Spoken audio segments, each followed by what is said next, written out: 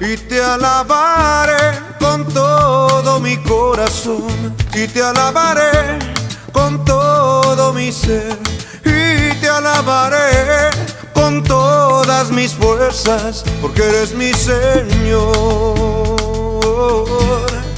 eres mi Dios.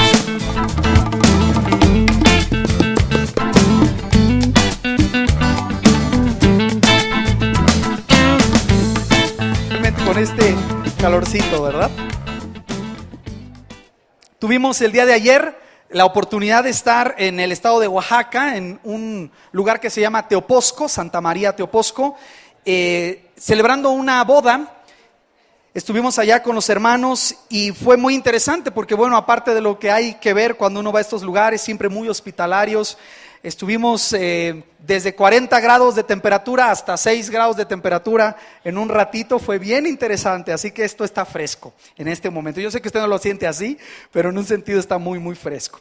Mire, estuvimos ya de tiempo platicando con las personas y los líderes con quienes nos encargamos para programar y decidir qué hacemos como iglesia aquí.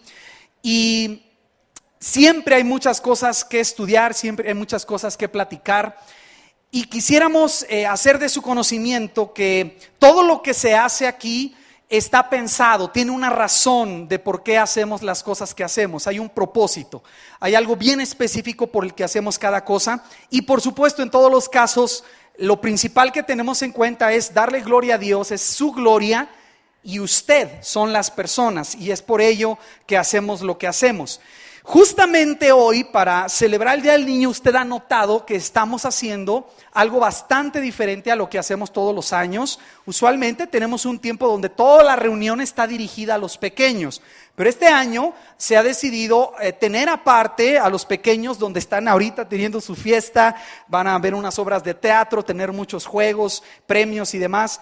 Pero ¿qué tal nosotros, los adultos, los jóvenes adultos que estamos aquí ahora? ¿Qué es lo que podríamos pensar o hacer mientras los pequeños están allá atrás? Y una de las cosas que viene inmediatamente a mi mente es una pregunta que constantemente recibo.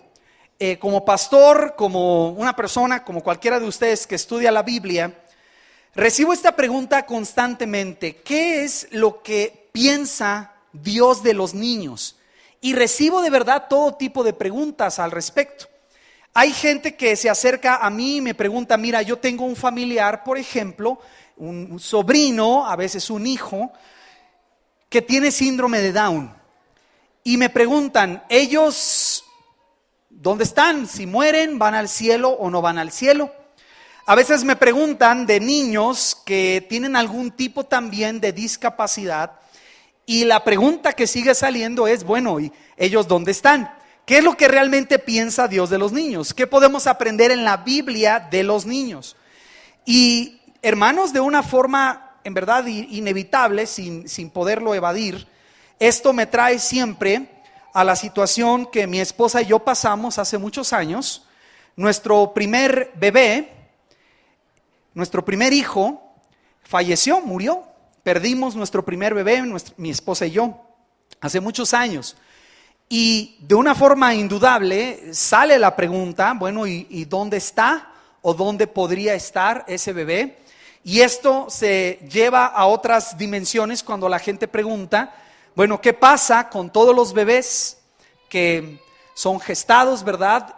Se da el embarazo y en algún momento la madre o el padre o ambos de forma voluntaria deciden interrumpir el embarazo y abortan a ese bebé. Y la pregunta se puede seguir extendiendo hasta situaciones muy difíciles en las que hemos tenido que estar, donde una madre pierde por alguna circunstancia a un hijo de 6, 7, 8 años, la muerte de un niño. Y si somos lógicos, este mismo pensamiento lo vamos a llevar hasta la situación de, bueno, ¿hasta qué edad un niño deja de ser niño ya y se puede empezar a ser, en un sentido, responsable delante de Dios? ¿Y hasta qué edad un niño, si muriera, puede ser responsable de su propia salvación y si la rechaza pudiera ser condenado. Y todas esas preguntas seguramente están ahí en la mente de ustedes, están en la mía. Y la pregunta al final del día es: ¿qué piensa Dios de los niños y qué dice la Biblia de los pequeños? Una de las primeras cosas que vamos a estudiar juntos, y en su pantalla va a haber algunas ayudas, es que tú y yo ocupamos entender que una de las cosas más básicas es que Dios, por su naturaleza de Padre y su naturaleza santa y su naturaleza de Dios, ama a los niños. Permítame usar esta frase, ¿sale? Es un fanático de los niños. Él adora, si quisiéramos usar las palabras humanas, sin compararlo con la adoración, adora, ama absolutamente de una forma que nosotros ni nos podemos alcanzar a imaginar, ni podremos alcanzar a entender, de una forma sumamente especial a todos los niños.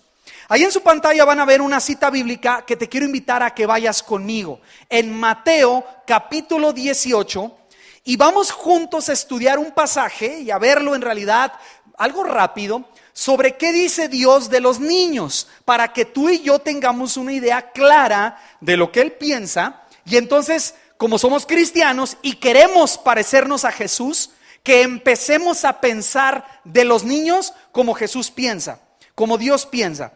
Dice en Mateo capítulo 18, en aquel tiempo los discípulos vinieron a Jesús diciendo, fíjense la pregunta: ¿quién es el mayor en el reino de los cielos? Ellos estaban ya entendiendo, alcanzando a comprender que el reino de los cielos se compone de un rey que tiene una estructura, una jerarquía.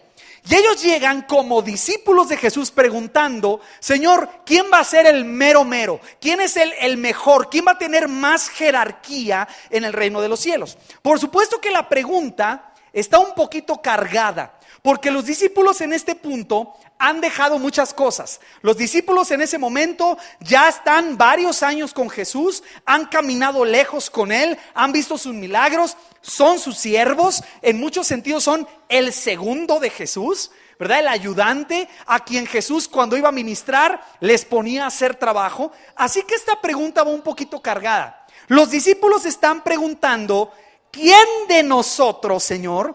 ¿Quién de nosotros 12, entre Pedro, entre Juan, entre Mateo, entre Andrés, quién, Señor, será el mayor en el reino de los cielos? Seguramente ellos, cuando hacen la pregunta, esperaban una respuesta como quizás algunos todavía la siguen buscando, donde Jesús dijera: Pedro, tú vas a ser el mayor de todos en el reino de los cielos. Te voy a hacer a ti el mero mero allá. Yo voy a reinar y tú vas a ser ahí mi segundo. Ellos esperaban alguna respuesta relacionada a la posición que ellos tenían, y por supuesto esperaban una respuesta con el nombre de alguno de ellos.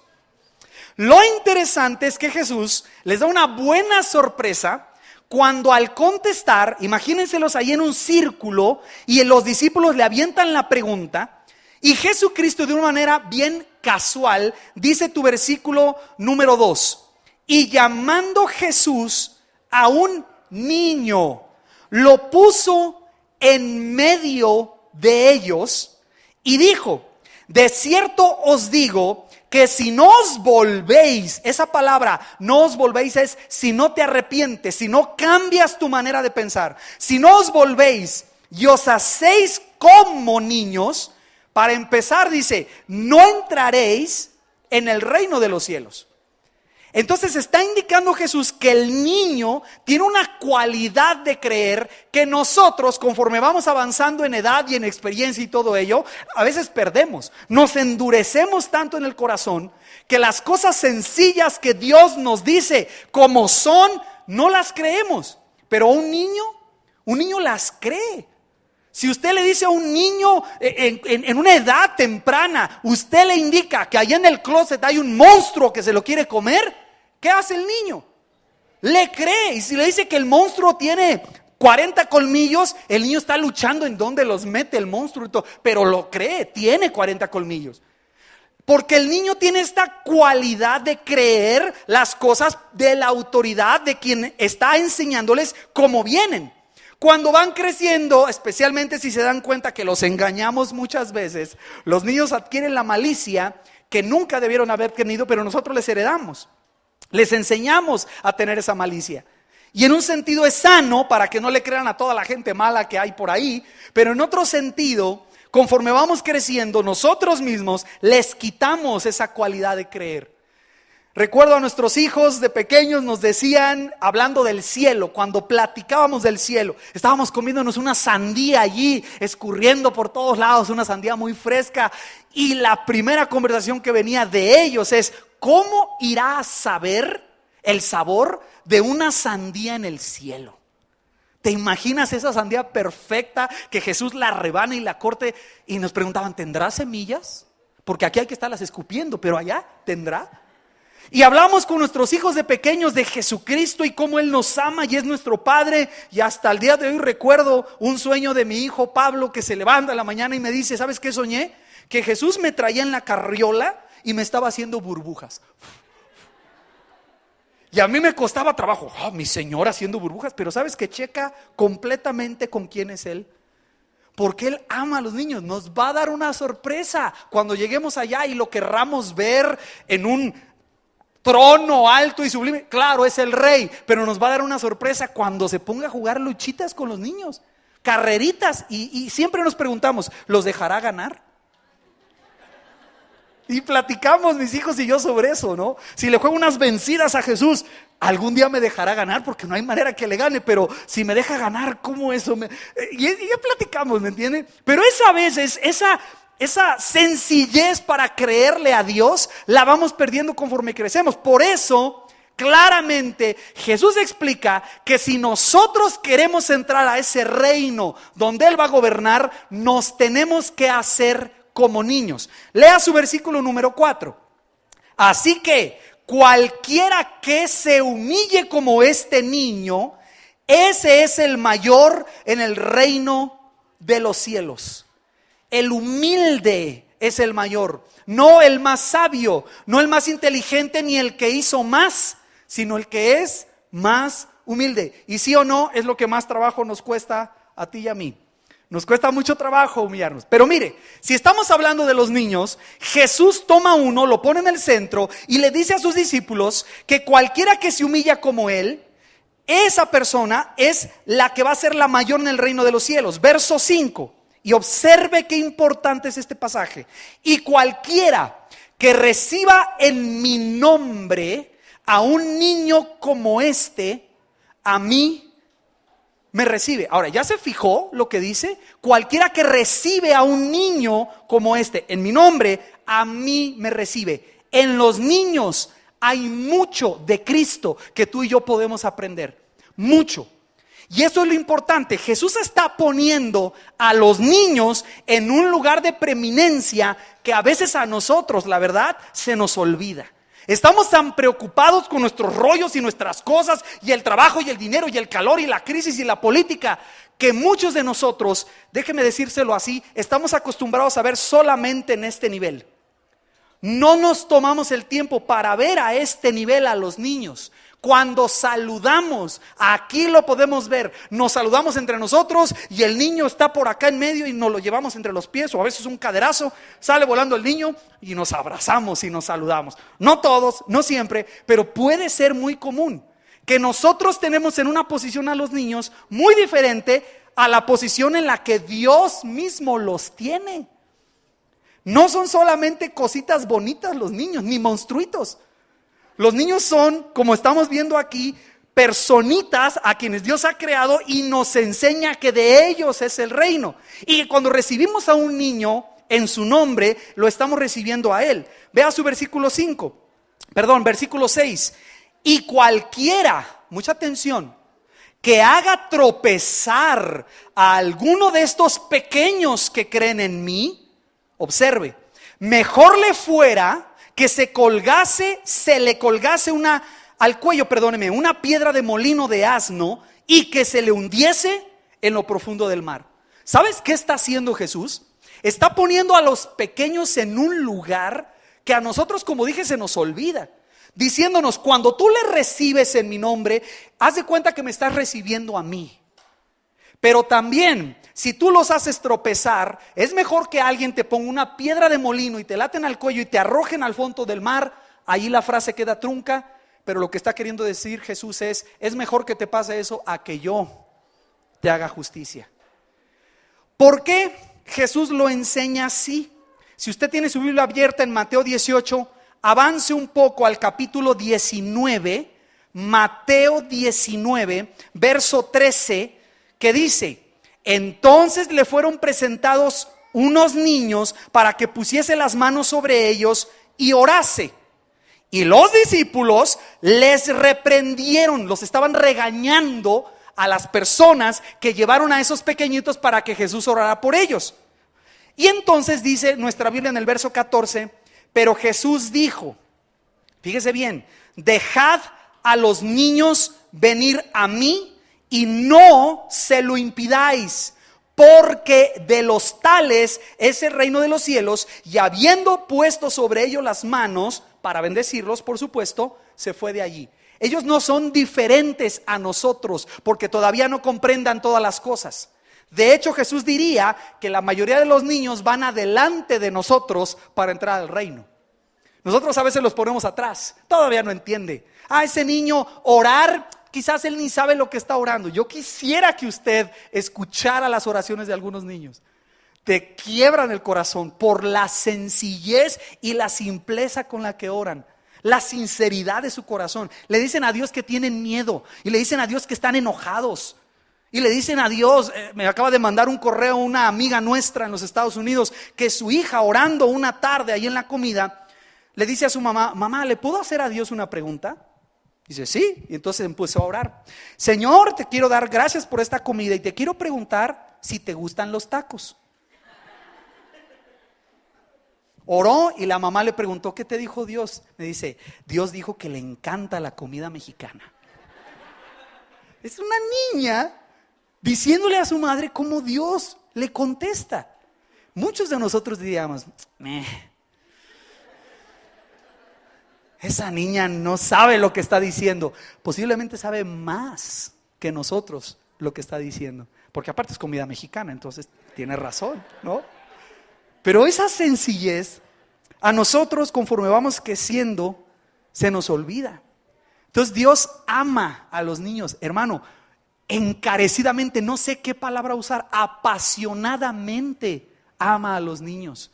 Nos ama a todos, pero a los niños dice, a esos recíbemelos, porque cuando los estás recibiendo, me estás recibiendo a mí.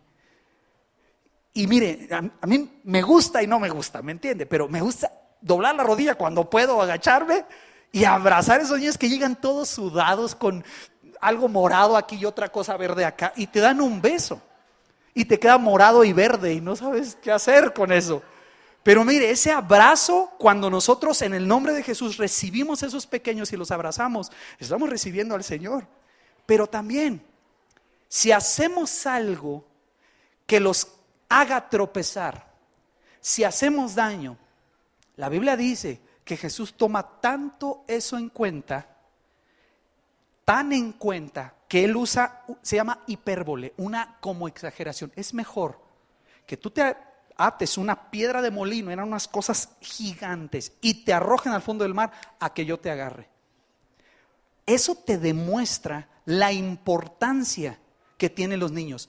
O sea, un niño, si nosotros juntamos toda la información bíblica, podemos entender que un niño, si muere en esta condición, en realidad un niño va al cielo.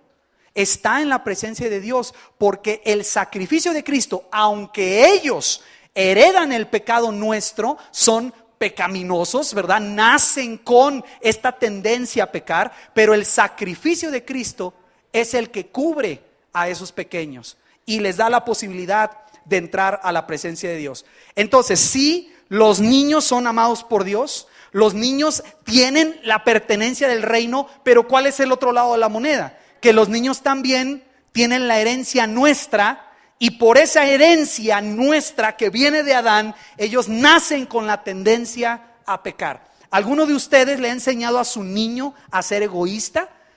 No diga amén si lo ha hecho, ¿verdad? Pero no deberíamos. Pero no necesitamos hacerlo. Desde pequeños ellos nacen con esta tendencia al mal. ¿Alguien de ustedes ha enseñado a sus niños a mentir? y desde pequeños lo hacen. Dice el Salmo 58, se apartaron los impíos desde la matriz, se descarriaron hablando mentira desde que nacieron. ¿Por qué? Porque todos nosotros nacemos con esta tendencia a desobedecer. Por eso todos nosotros necesitamos un Salvador. Ocupamos a alguien que nos salve, alguien que venga a redimirnos. Y esa es la razón por la que el Señor Jesucristo vino a esta tierra para morir por nosotros. Pero aquí está la clave y es una cosa que tú y yo ocupamos entender. Según la Escritura, aunque todos nosotros nacemos con la tendencia a pecar, los niños, cuando juntamos todos los pasajes bíblicos, no son culpados por el pecado de Adán. Reciben la tendencia a pecar y en la medida que van creciendo, ellos se hacen responsables de su pecado y por lo tanto podrían recibir condenación de su pecado. Pero por cuanto son niños y están viviendo y naciendo en inocencia, no en santidad, nacen con la tendencia al pecado, pero sin haber cometido el pecado. Si un niño muere, tenemos la convicción de la Escritura que los niños van al cielo, van a la presencia de Dios. Es decir, que si nosotros lo comprendemos de esta manera y captamos que un niño se hace responsable de su propia salvación en el momento que logra entender lo que es el pecado, en ese sentido entonces, cuando una persona, un pequeño, un niño o alguien con síndrome de Down no tiene la comprensión de lo que es rechazar a Cristo o recibir a Cristo y ese niño muere, ese niño iría a la presencia de Dios. O sea, mi esposa y yo vamos a conocer al hijo que no nació en el cielo, en la presencia de Dios. Y vamos a saber a lo mejor qué nombre le puso el Señor, porque nosotros no alcanzamos a nombrarle. Hemos hablado con nuestros hijos de su hermano o hermana, no sabemos, pero que le hemos de conocer allá. ¿De dónde viene esa esperanza? En 2 de Samuel 12, no tienes que buscarlo, solo te pido que lo escuches.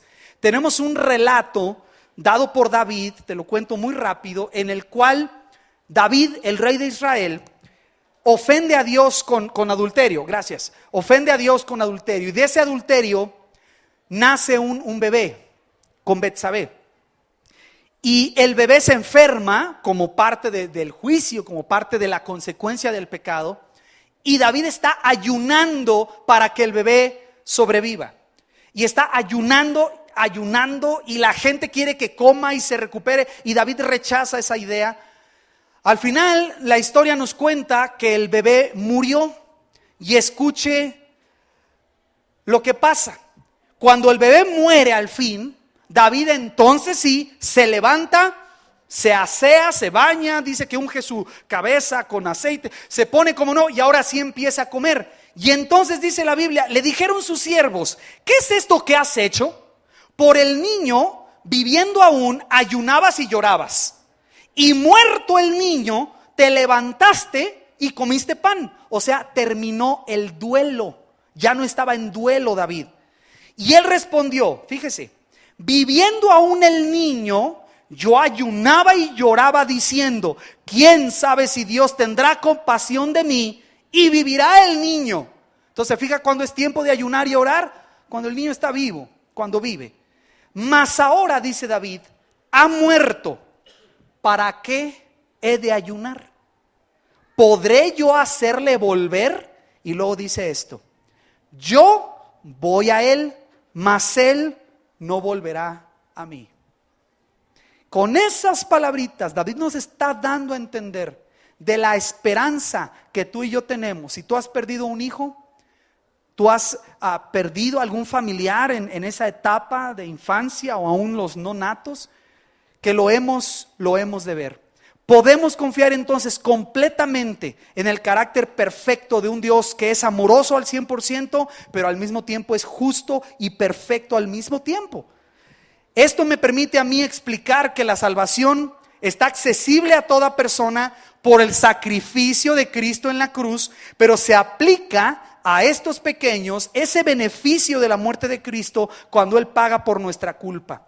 Nuestra condenación es pagada por Cristo y el Padre la toma en cuenta como nuestra. Es aplicada a los niños, pues, que no han tenido la capacidad todavía de rechazar la salvación que Dios nos ofrece en Cristo. Entonces, me preguntan, hermano, ¿los niños van al cielo? Sí, es toda la evidencia que tenemos. Pero ¿hasta qué edad, hermano? Porque yo conocí un caso de un niño que murió a los 10 años y medio. Allí, ¿dónde está el niño? Mire, yo no sé contestarte dónde está el niño. Los judíos creían que los varones empezaban a ser responsables delante de Dios a los 13 años. Le hacían lo que se llama su bar mitzvah. Y las niñas a los 12 años. En otras escuelas judías también a los 13. ¿Qué quiere decir esto? Que si un niño violaba la ley y tenía 13 años, ya era responsable delante de Dios ese niño. No podía entrar el padre a decir, no, yo respondo por él. No. Después de los 13 años, un niño era responsable. ¿Se aplica hoy ese mismo número? Hermano, no sé. No podemos darte un número. Lo que podemos darte es en qué momento tu hijo ya tiene conciencia y sabe qué es el sacrificio de Cristo, y cuando el niño está sobre todo consciente de su propio pecado. Y algunos pequeños, algunas personas son conscientes de eso a los 7, 8, 9 años, otros hasta los 14, 13. Pero pensamos por la evidencia bíblica que un poquito más adelante de ese número, en una situación normal, un niño ya es responsable de oír el evangelio y decidir si rechaza o acepta a Cristo. Ahora, vamos a dar una vuelta aquí y a cambiar de carril. Si hemos establecido lo especial que son los niños para Dios, aquí está el punto que quiero platicar con usted y que quiero ser bien concreto.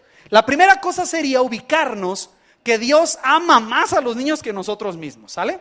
Y que haríamos bien en empezar a tener a los niños en la alta estima que Dios los tiene, en el valor que Dios les da. Pero si Dios ama tanto a los niños, ¿cómo le hace Dios para cuidar y amar a esos niños? La gente a veces viene conmigo atacando el cristianismo, usando los ejemplos de niños que son abandonados, de niños que son maltratados o descuidados. Y me dicen, ya ves, tu Dios no es real porque mira esos niños que están allí abandonados, maltratados. Si Dios los quisiera, no estarían así. Y tienen razón en la manera de ver a Dios como un Dios bueno, pero no tienen razón porque no entienden este principio que ustedes van a ver ahí en sus pantallas. La manera más normal, más común que Dios tiene para amar a esos niños y cuidar a esos niños y bendecir a esos niños es dándoles padres. Lo voy a repetir. Dios no tiene una guardería, hermano, grandota donde está Dios y 700,000 niños. Ese no es el método que Dios usa. La manera más bíblica, correcta, la manera más de acuerdo a Dios, como Dios cuida a esos niños, es dándoles padres. Y sé que algunos de ustedes me van a decir, pero hay muchos niños huérfanos. Claro, ese nunca fue el plan de Dios, porque el diseño de Dios es que los niños crecen, nacen, empiezan a reproducirse, todo su desarrollo se da en el contexto de un matrimonio, de un hombre que tiene un pacto con una mujer para amarse todos los días de su vida. En ese contexto Dios diseñó que nacieran los niños. ¿Por qué vemos huérfanos y abandonados y maltratados? Porque nosotros los adultos, por nuestro pecado, destrozamos eso que Dios diseñó, tenemos relaciones sexuales fuera de eso y noticia, por las relaciones sexuales se producen niños. No vienen de Francia o de donde le hayan dicho, ni los trae la cigüeña, ni se producen en árboles. El diseño de Dios siempre fue un hombre y una mujer en una relación para toda la vida, y de esa relación hay relaciones sexuales y vienen los hijos. El diseño de Dios fue que cada niño, escúchame, para ser amado, abrazado, dirigido, provisto, cuidado, sanado, curado, todo eso, para que eso sucediera, Dios le dio papás. Ese es el plan de Dios. No es que Dios le dio una iglesia a ese niño. La iglesia tiene un papel muy importante, pero ese Dios amoroso expresa su amor a esos niños a través de sus papás. Entonces lo decimos así: el mejor regalo que pueden tener los niños es buenos padres. No regalos, no juguetes, no dinero. Y lo digo con claridad, ni siquiera educación de calidad, buena educación académica, no se compara para nada. Un buen título, una buena escuela, la mejor escuela de paga que le puedas dar a tus hijos, nunca se compara con el hecho de que tus hijos te necesitan a ti. Entonces déjame hacer un paso atrás y repetirlo, ¿sale? ¿Dios ama a los niños? Sí, mucho, apasionadamente. ¿Cómo les muestra su amor? Con sus padres. Para eso somos sus padres. Por eso Dios nos dio el privilegio de prestarnos, como nos indicaban hace rato, unas criaturitas que nos duran muy poquito en el nido y crecen y se van. Pero en ese periodo de tiempo que Dios nos ha concedido tenerlos, es para que Dios les muestre a ellos su amor a través de nosotros. Tú y yo somos la manera más práctica en la que Dios le muestra su amor a esos niños. Así que, ¿qué le parece si hiciéramos, vamos a empezar, no como familia, como sociedad, nos hacemos un examen, ¿cómo vamos? Si pensamos en los niños mexicanos y los adultos somos los responsables de mostrar el amor de Dios a esos niños, ¿cómo vamos? ¿Qué opina usted? ¿Cómo vamos en México? Tengo unas estadísticas de apenas 4 días atrás, 27 de abril, a ver qué le parecen a usted. En México hay aproximadamente 40 millones de niños. Niños se consideran de los 0 a los 17, algunos ponen de los 0 a los 14. 40 millones. Si México fueran 100 personas, 40 son niños, son menores que necesitan protección, que necesitan cuidado. Lo interesante es que de esos 40 niños que tuviéramos en el país, si fuéramos 100, 11 de esos 40 niños viven en extrema pobreza. No tienen acceso a bienes, a servicios como agua potable, alimento digno, vivienda digna, según las cifras de la UNICEF y otras instituciones, INEGI, por ejemplo, que saca esta información. El año pasado, 11,000 niños mexicanos fueron deportados de los Estados Unidos sin padres, sin adultos. 11,000 niños, y usted lo escuchó en las noticias. Hubo una crisis y sigue habiendo una crisis. Se cree que al día de hoy, de los 122 millones que somos en el país, 2,5 millones de niños trabajan. Y lo interesante es que uno de esos cada 4 niños lo hace para ayudar en su casa, pero casi la mitad de esos niños no reciben ni un peso por el trabajo que hacen. Si tomáramos a esos niños, a esa cantidad de niños, esos 40 niños de 100, la tasa de embarazo en adolescentes ha crecido a tal grado que llega al 9% del total. O sea, si tomáramos a todos los adolescentes, por lo menos 1 de cada 10, especialmente las señoritas, obviamente, tienen embarazos no deseados.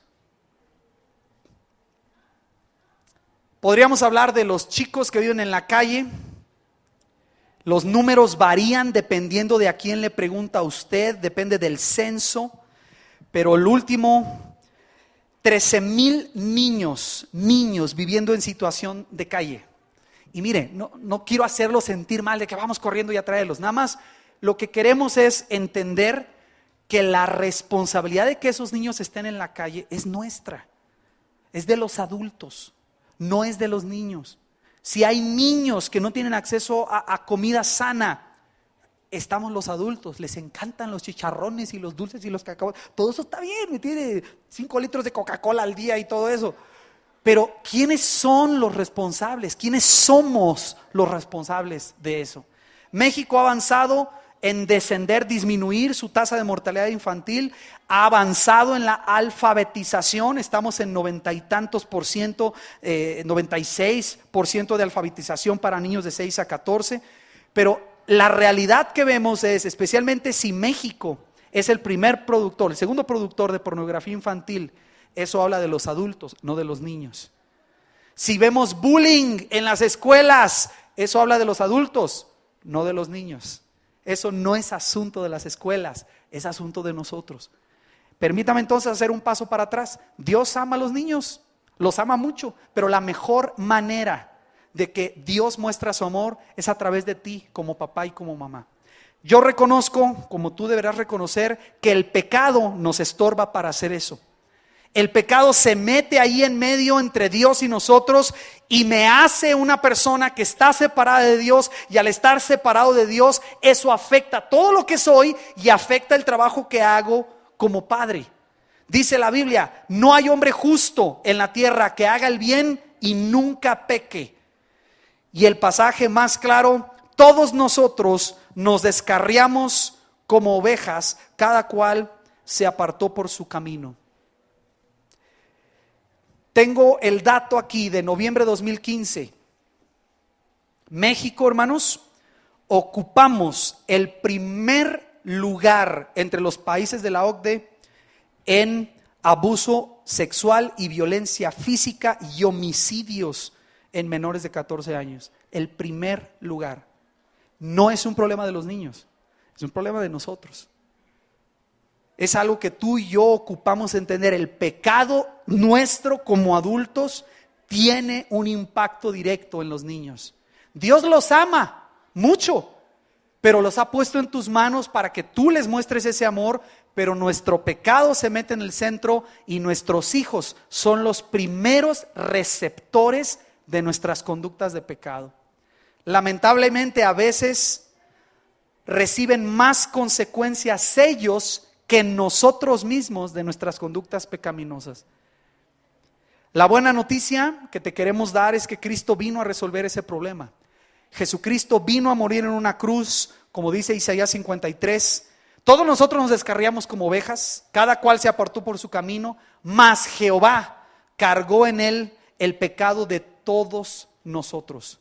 Jesucristo murió en la cruz para tomar tu pecado y el mío, y limpiarnos, perdonarnos, y al transformarnos, que podamos entonces convertirnos en los padres y en las madres que Dios anhela que seamos. Tú y yo podemos aprender a ser padres cuando recibimos a Jesucristo como nuestro Señor y Dios se convierte en nuestro Padre. Es la única forma en que podemos aprender a ser papás y mamás. Yo quiero exhortarles y quiero animarles para que hagamos cosas bien prácticas. Algunos de ustedes que están escuchando esto esta tarde, como todos, hemos cometido errores como padres, nos hemos equivocado, pero mira, el primer paso que tienes que dar es entregarle tu vida a Cristo. El primer paso, por allí tienes que empezar. No son escuelas para padres lo primero que se necesita, o terapias o clases. Lo primero que tú y yo necesitamos es esa decisión de rendirle yo mi vida a Cristo para que Él arregle mi problema de pecado y empiece a transformarme para que yo pueda hacer lo que dice Efesios, que debo criar a mis hijos en la disciplina y amonestación del Señor, criarlos en el Señor. Esa es la orden que Dios me da, pero el pecado me estorba para hacer eso. Primera cosa, probablemente tú estás aquí y lo único que necesitas hacer hoy es entregarle de una vez por todas tu vida a Cristo. Has pensado que sin hacerlo vas a estar bien, pero no es posible. Solamente con un compromiso con el Señor Jesucristo y Él cambiando tu vida, puedes llegar a ser el padre que Él siempre ha querido que seas la madre que el Señor quiere que tú seas. Algunos aquí necesitamos tomar compromisos para obedecer, así de sencillo. Dios nos ha estado diciendo cómo educar a nuestros hijos y nuestro pecado se mete allí, nuestra desobediencia, nuestra carnalidad, y tú piensas que eres el único afectado. Tú no eres el único afectado. Así como puede ser la mayor bendición para tus hijos, puede ser el mayor tropiezo para tus hijos. Y quizás tú necesitas específicamente tomar un compromiso hoy para obedecer. Otros posiblemente todo lo que tengamos que hacer es entregar al Señor algún asunto que nos esté afectando para ser los padres que tenemos que ser. Quizás tu padre no fue lo que tú esperabas contigo. Tu madre no estuvo allí, hubo ausencia, hubo palabras equivocadas, hubo golpes, hubo heridas, no te protegieron lo suficiente. Y la verdad, lo que necesitas hacer es tomar eso y entregarlo en las manos de Dios para que Él sane tu corazón y te conviertas en el padre, en la madre que Dios quiere que seas. Tus hijos necesitan el amor de Dios a través de ti.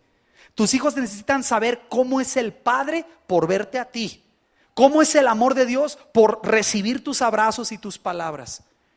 Y hermanos, sí, se oye muy cliché y muy repetitivo y lo que quieran, pero muchos de esos niños lo que más necesitan, ¿sabes qué? Es bien simple, son abrazos, es atención, es verles a los ojos por una vez a la semana, hermano, y decirle, te amo, eres una bendición a mi vida, decírselo a los ojos, no puros zapes, quítese de aquí, chamaco mocoso. Eso lo reciben todos los días. Véalos a los ojos, apague la televisión, siéntese, véalos a los ojos y dígales lo precioso que son para usted, la bendición. Cuénteles, mire, hágalo, pruebe esto, cuénteles cómo nació, cómo fue su nacimiento. Cuénteles que iban corriendo y que no los querían recibir en el seguro y que los niños se quedan maravillados. Y luego naciste y gritaste tan fuerte y te abrazamos, estabas todo lleno de cosas, pero te abrazamos. Y usted va a ver a los niños, mire, con unos ojos, porque con esa historia, ¿qué les estás mostrando? Lo especiales que son. Y usted va a ver a los niños, hermano. Mucha de la disciplina que nosotros pensamos que ocupan con gritos, enojo, en realidad en el fondo, ¿sabes qué quieren? Es tu atención, tu amor, tu cariño, tu tiempo. Apáguele a la señorita Laura y siéntese a hablar con sus hijos. Por favor, cierre el Facebook, siéntese a hablar con sus hijos. Hable con ellos. Entre más pequeños, más necesitan tus abrazos. No solo tu disciplina.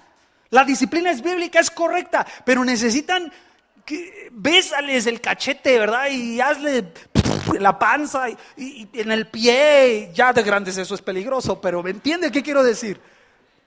Ese amor de Dios, escúcheme, el amor de Dios que está reflejado en Cristo, un niño, ¿cómo lo va a recibir?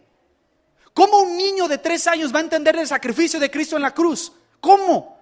No tiene manera, no es capaz intelectualmente todavía. ¿Sabes la única forma que un niño recibe el amor de Dios? Por papá y mamá. Si tú no eres papá y mamá y eres tío, tienes un trabajo que hacer también. Los jóvenes solteros que están aquí, cómo ustedes tratan a los niños, también es una forma importante de mostrarles a ellos que ellos son importantes. Aquí he visto unos jovencitos por ahí o jóvenes medio groseros con los niños. Ustedes también son responsables de mostrar a esos pequeños el amor de Dios. ¿Entiende? Un niño, ¿cómo va a saber de ese Dios poderoso que lo ama, que quiere hacer burbujas con él, que lo quiere abrazar y jugar luchitas? ¿Cómo va a saber un niño que Jesús ponía las manos? Por sus padres, su mamá, su papá. Y si tu pecado te estorba para hacer eso, la solución está en Cristo Jesús. Te lo digo con mucho cariño, no tienes pretextos. Que hayas crecido como hayas crecido, que te pasó lo que te pasó, que no sabes, no tienes pretexto. Tienes niños, estás cerca de niños, tenemos niños en la iglesia, somos responsables de mostrarles el amor de Dios a ellos. El mejor regalo que esos chicos pueden recibir, el mejor regalo que necesitan son adultos entregados a Cristo. Jóvenes rendidos a Cristo, que sepan cuándo abrazarles y cuándo darles una nalgada, que sepan cuándo llamarle la atención con firmeza y cuándo reír y chillar con ellos. Pero por favor, papá, se oye bien cliché, hágalo, de verdad hágalo. Apague la televisión, quite el videojuego y siéntese con ellos. Si no tiene tiempo, haga tiempo. Haga tiempo, levante a su hijo a las 1 hora antes y siéntese con él, ore con él, ore por su escuela ese día, hable con él de sus problemas. Y también lo decimos, si son adolescentes, usted sabe, hoy, ¿verdad? El día del niño, los adolescentes no son adolescentes, son niños, ¿cierto? Pero el día del estudiante, ellos no son niños, son estudiantes, son grandes, ¿ya? Los adolescentes ocupan nuestros abrazos. Abrácelos, aunque no quieran y se hagan así, abrácelos. Dele el beso. No los humille delante de la gente, ¿verdad? Pero usted me entiende, son adolescentes, pero allá en su casa, ahí sí, acuésteselos, cárguelos, siéntese usted primero, póngase una, ¿cómo se llaman? Faja, ¿verdad? El quiropráctico y cárguelos. Necesitan eso. Si tienen niños pequeños, hermano, hágalo, simplemente hágalo. Aunque le dé pena, hágalo. Dígaselos, use palabras, pídales perdón si es necesario. Lo más importante, cuénteles lo especial que son para Dios. Él los tejió en el vientre de su madre, hueso a hueso, y nos los dio. Son un regalo, son una bendición, pero lo que más ocupan son papás rendidos a Él, papás que amen a Cristo, papás transformados. Eso es lo que ocupan, y a pesar de tus errores y de los míos, Dios va a derramar su amor a esos chicos. A pesar de nuestros errores, todos los tenemos. No hay un papá perfecto, nadie lo somos. Pero si buscas con todo tu corazón vivir pegado a Cristo, su amor va a pasar a través de ti y va a llegar a tus hijos. Ellos van a conocer que hay un Dios que les ama por ti. Empieza a hacer algo. Empieza a hacer algo antes de que se te vayan. Tienes tiempo de hacerlo. Lo tienes en casa, aunque tengan 40 años, vaya y abrácelos. Mientras vivan en casa, tienen que recibir abrazos todos los días. ¿Entiendes? Hágalo, tome una acción.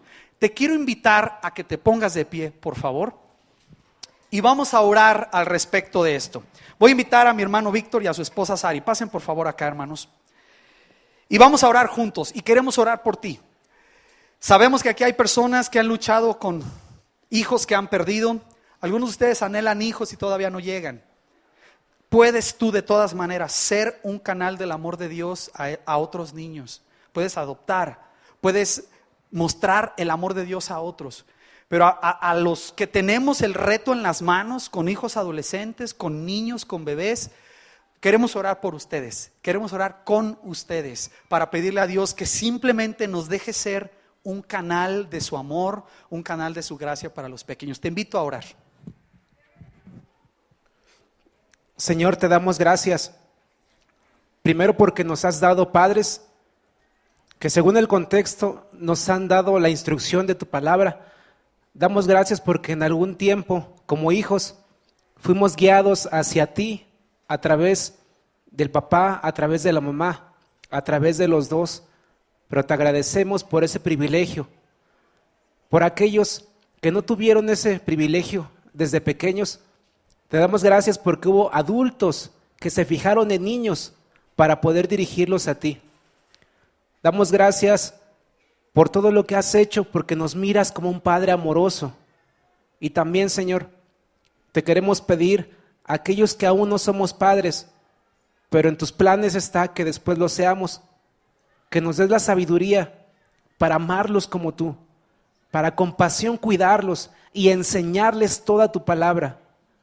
Ayúdanos a tener una visión tan clara para darnos cuenta que las acciones que tenemos con ellos, con esos pequeñitos que tú amas, van a producir consecuencias en el futuro y las están produciendo en el presente. Ser conscientes de que paso a paso tu iglesia está formándose con niños. Damos gracias, Padre, por tu amor. Damos gracias, Padre. Damos gracias, Jesucristo. Damos gracias, Espíritu Santo. Padre, en esta tarde también te queremos pedir perdón a aquellas personas, Señor, que hemos puesto de pretexto que crecimos sin amor y le hemos negado un abrazo, Señor, y el amor a nuestros hijos. Te rogamos, Señor, que las nuevas personas que tú has hecho de nosotros se manifieste, Padre, y podamos dar ese amor a la gente que nos rodea. Perdónanos, Señor, tu palabra ha rebasado toda cultura, Señor. Tu palabra ha rebasado, Señor, todo contexto y ha mostrado su poder transformándonos, Señor. Te rogamos, Padre, que nos ayudes a dar ese amor a quienes nos rodean, Padre, y si un día nos permites ser padres, poder abrazar con el abrazo tuyo a quienes tú nos has dado como el mayor regalo, Señor, a nuestros hijos. Gracias por estar aquí con nosotros. Gracias por tu palabra que siempre, Señor, siempre nos redarguye, Señor, y nos desafía a vivir. Oramos y nos despedimos en esta hora agradecidos, Padre, en el nombre de Jesús. Amén. Y te alabaré con todo mi corazón, y te alabaré con todo mi ser, y te alabaré con todas mis fuerzas, porque eres mi Señor, eres mi Señor, eres mi Señor.